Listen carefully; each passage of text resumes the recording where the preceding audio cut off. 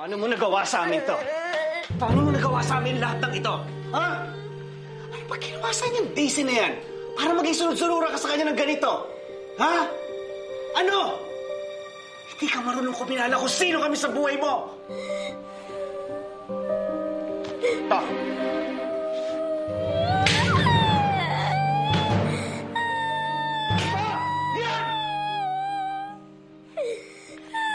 Lisa, hindi na to katwiran ng isang batang nagsiselos. Hindi na to katwiran ng isang batang niloko o nagkaroon ng kahati sa pagmamahal namin ang rason mo.